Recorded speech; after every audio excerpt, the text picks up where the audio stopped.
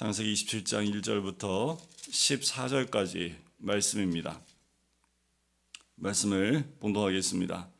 이삭이 나이가 많아 눈이 어두워 잘 보지 못하더니 맏아들 에서를 불러 이르되 내 아들아 하매 그가 이르되 내가 여기 있나이다 하니 이삭이 이르되 내가 이제 늙어 어느 날 죽을는지 알지 못하니 그런즉 내 기구 곧 화살통과 활을 가지고 들에 가서 나를 위하여 사냥하여 내가 즐기는 별미를 만들어 내게로 가져와서 먹게 하여 내가 죽기 전에 내 마음껏 내게 축복하게 하라.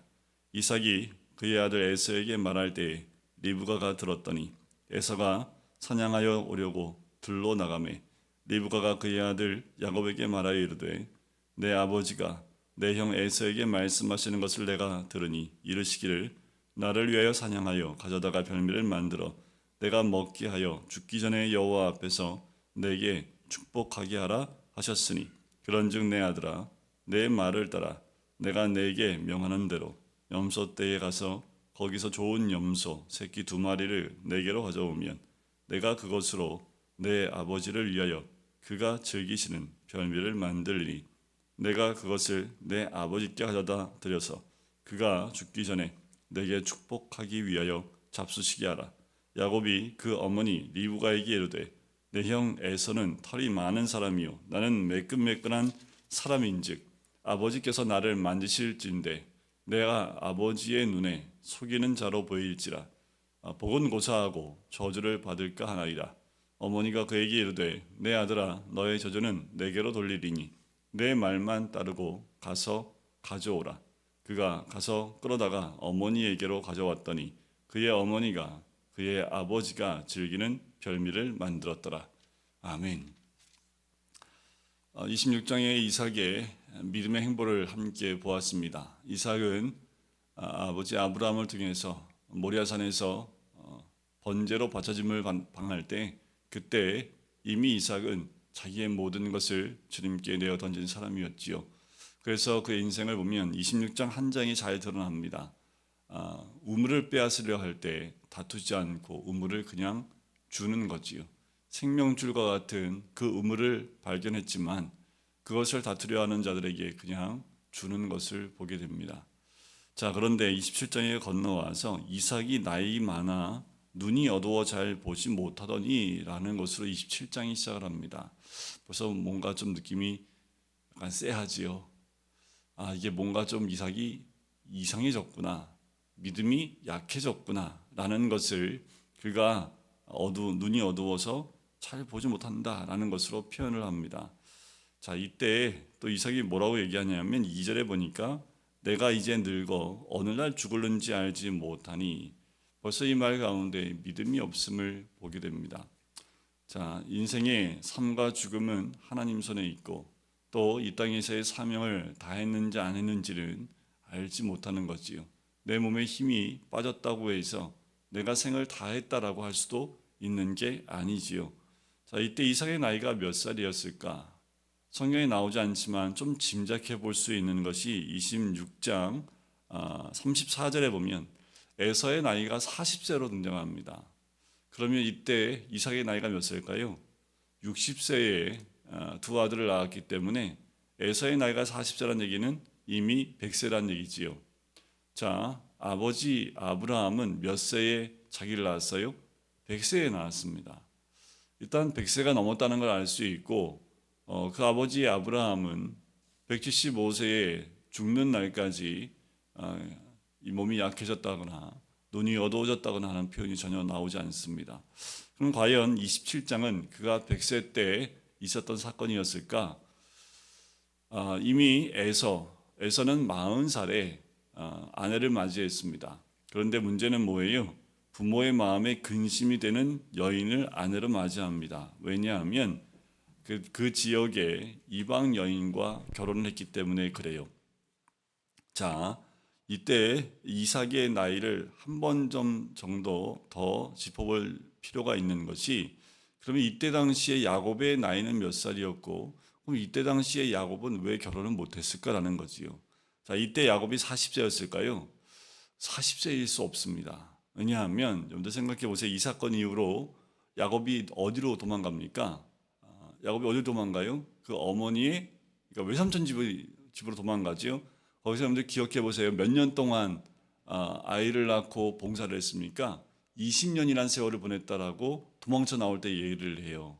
그리고 난 다음에 이삭이 도망쳐 나올 때 마지막으로 낳은 아들이 누군지 아세요? 요셉이었습니다. 요셉. 자, 그러면 20년 후쯤, 그래서 20년 끝에 요셉을 낳았다고 생각을 한다면, 그러면 20년 지나서 요셉이 나왔어요. 그리고 요셉이 총리가 되는데 몇 세 총리가 돼요? 30세 총리가 되지요. 그러면 근데 제가 어저께 잠을 자면서 한번 생각해 봤어요. 그래서 제가 말씀을 드리는 거예요. 요셉이 애굽으로 팔려갈 때 그 몇 년이 지금 이 시점 27장부터 몇 년 후가 될까요? 50년 후가 됩니다. 자, 여러분들 야곱이 바로 앞에 쓸 때 바로를 축복했던 나이가 뭔지 몇 살인지 아세요? 내 나이가 130년이니 130세니 내 조상의 나이보다 더 나이 든 것도 아닌데 내가 험악한 세월을 살았다라고 얘기를 해요. 그때 당시에 야곱의 나이가 130세예요. 그러면 50년을 빼보세요. 그러면 대략 80세가 나오지요. 근데 이때 당시에 그러면 야곱이 80세였을까? 자, 야곱이 바로 앞에 섰을 때는 이미 흉년 7년 지났지요. 네, 풍년 7년 지났지요. 그리고 흉년이 든 2년 후에 그 아들 요셉을 야곱이 만납니다. 그러니까 30세에 총리가 됐어요. 그리고 난 다음에 대략 7년에서 8년 지난 이후에, 그러니까 7년, 8년, 9년에서 10년이 지난 이후에 야곱과 요셉이 만나요. 그러니까 이 요셉이 애굽에 팔려가고 난 다음에 한 대략 10년 후에 아버지 야곱을 만난다라는 거지요. 그러면 27장부터 도합 몇 년 정도가 흐른 거예요? 60년 정도가 흘렀다라고 볼 수 있죠. 그러면 이때 당시에 야곱의 나이 몇 살이었을까요? 70세였다라는 것을 짐작할 수 있습니다. 어이구, 이게 나이가 꽤 많네요. 그죠? 그런데 지금 야곱은 결혼했어요, 못했어요? 결혼 못했습니다. 우리가 어린 자바 중간에 또 어떤 사건들이 있었다고 하더라도 대략 이때 야곱의 나이는 60세에서 70세라는 것을 알 수 있고, 그렇다면 이삭의 나이는 이때 몇 세였을까요? 120세에서 130세 사이라는 것을 알 수 있습니다. 어느 정도 나이가 많았네요. 그죠? 그러니까 눈이 어두운 것이 이해가 가시나요? 아니요, 이삭이 이후에 몇 세에 죽어요? 180세에 죽어요. 앞으로도 몇 년을 더 살아요? 대략 50년에서 60년을 더 살아요. 그런데 지금 몸에 힘이 빠졌어요. 눈이 어두워졌습니다. 그러니까 어떻게 해요? 에서를 불러요. 여러분, 우리가 힘이 약하고 몸이 약하다 할지라도 내일 죽지 않습니다. 곧 죽지 않습니다. 우리의 생명은 언제 하나님이 거두어가십니까? 이 땅에서의 사명이 다 끝날 때, 그때 우리의 생명을 거두어가시는 거지, 내 몸에 약해지고 눈이 어둡다고 해서 하나님이 바로 우리의 영혼을 취해가시는 거 아니라는 거예요. 이삭이 잘못 알았지요. 잘못된 믿음입니다. 이때 이삭의 믿음이 있었다면 그렇다 할지라도 이렇게 선택하지 않았을 거예요. 그리고 이때에 이의 믿음이 연약했다는 것을 어떻게 알 수 있냐면 3절 끝에 보니까 자, 이제 에서를 불러요. 자기가 사랑하는 에서입니다. 편애하는 에서예요. 리브가는 그 동생인 야곱을 사랑했지요. 자, 3절 끝에 보니까 나를 위하여 사냥하여 내가 즐기는 내게로 가져와서 내가 죽기 전에 내 마음껏, 뭐가 반복돼요? 내가 반복이 됩니다. 여러분, 믿음이 약해지면 뭐가 드러나기 시작해요? 내가 드러나기 시작을 해요. 그러니까 이삭이 자기에 있는 축복권을 줘야겠는데 어떻게 해요? 나를 위하여 내게로 갖고 와서 내가 먹고 싶은 자꾸 내가라고 얘기하는 거지요. 믿음이 약한 자는 내가 드러나는 사람이라는 것을 알 수 있습니다. 자, 이 말을 옆에서 누가 들어요? 리브가가 들어요. 그래서 자기가 또 사랑하는 아들 야곱을 부릅니다. 이때 나이가 이미 60세, 70세라고 말씀을 드렸죠. 그래서 아버지가 이 얘기했던 것을 야곱에게 그대로 얘기합니다. 자, 여기서 한 가지, 이삭이 더 믿음이 없었던 이유가 뭐냐 하면 25장에서 두 아들이 쌍둥이로 태어날 때 하나님이 이미 두 아들에 대한 예언의 말씀을 주셨습니다. 앞으로 이 두 아들이 어떻게 될지, 큰 자가 작은 자를 섬기는 것으로 이미 하나님이 알려주셨음에도 불구하고 이삭은 그 말씀대로 움직이지 않습니다. 자기 원하는 대로 움직이지요. 자, 리브가는 어떻게 해요? 그 말씀을 기억하고 있습니다. 그래서 맏아들 에서가 아니라 둘째인 야곱에게 그 축복이 옮겨가야 된다는 것을 이 리브가 어머니는 알고 있었다는 거예요. 근데 문제는 뭡니까? 그 방법에 있어서 하나님이 인정할 만한 방법으로 가지 않습니다. 자, 하나님이 언약의 말씀을 기억하는 리브가는 그 축복이 아들 야곱에게 가야 된다는 것을 알기 때문에 어떤 선택을 해요? 이삭을 속여야겠다라는 선택을 합니다. 그러니까 야곱이 어떻게 해요? 겁이 나지요. 그래서 어떻게 해요? 오히려 아버지한테 책망을 받고 저주받지 않겠습니까? 라고 얘기를 해요. 그랬더니 그 어머니가 뭐라고 얘기하냐 하면 13절에 이렇게 얘기합니다. 내 아들아, 너의 저주는 내게 돌리리니 내 말만 따르고 가서 가져오라 라고 얘기를 합니다. 그리고 그가 가서 끌어다가 어머니를 가져왔더니 어머니가 그 아버지가 즐기는 별미를 만들었다라는 거죠. 그 이후의 말씀 우리가 기억하고 잘 알고 있습니다. 아버지한테 가기 위해서 형의 옷을 입고요. 그리고 맨들맨들한 그 피부를 양의 털로 덮고요. 또 이렇게 목소리, 근데 목소리는 바꿀 수 없습니다. 이삭이 왜 눈이 어둡고 또 잘 보지 못한다. 이것 하지만 들을 수는 있었지요. 야곱이 나왔을 때 몇 번이고 물어봅니다. 너 내 아들 에서 맞냐? 라는 것을 3번, 4번을 물어봐요. 그 말은 뭐예요? 이거 에서 아닌데. 첫 번째는 이렇게 쉽게 가서 사냥해 와서 별미를 이렇게 빨리 가져올 수 없고, 두 번째 목소리 들으니까 아무리 들어도 호탕한 에서의 목소리가 아니라 둘째 아들 집에서만 자란 듯한 야곱의 목소리였다는 거죠. 그래서 가까이 와봐.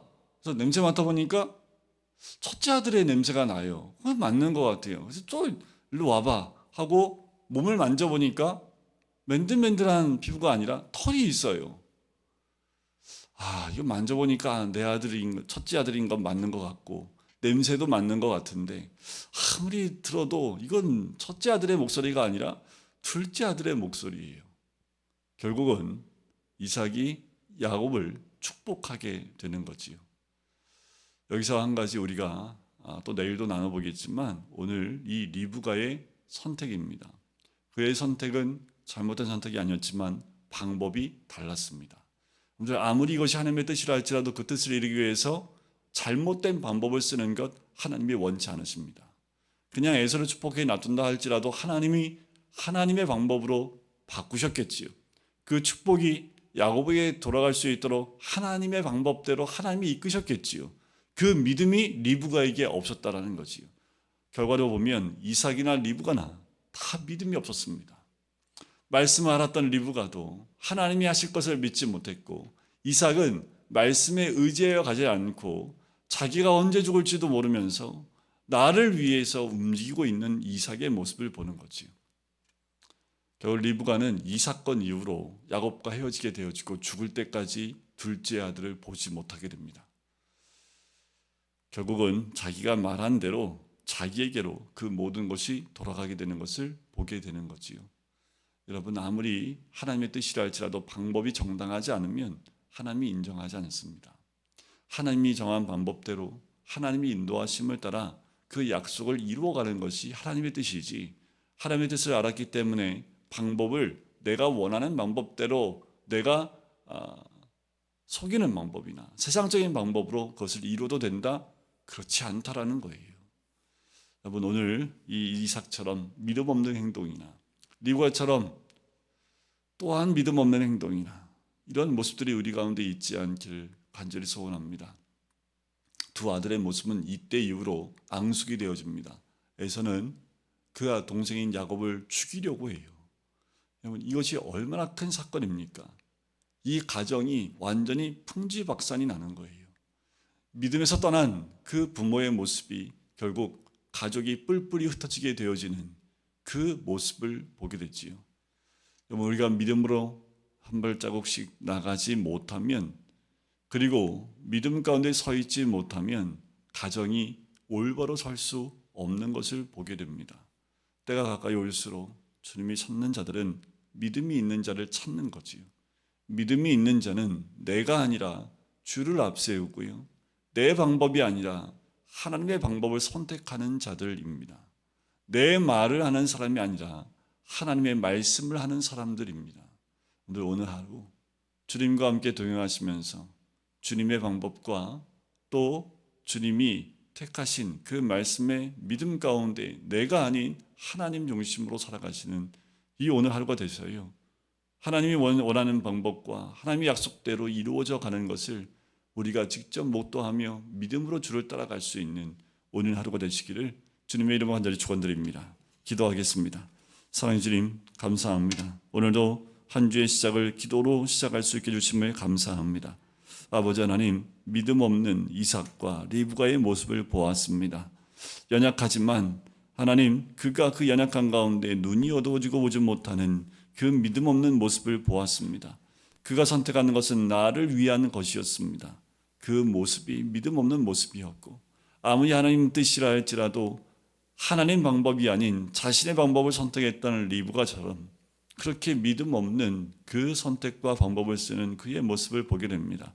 하나님, 우리가 말씀을 따라가며 또한 나를 위하여 움직이는 것이 아니라 주를 위하여 움직이며 주님의 방법대로 오늘도 순종하여 나갈 수 있는 우리가 될 수 있도록 축복하여 주시옵소서. 감사드리며 예수 그리스도의 이름으로 기도드립니다. 아멘.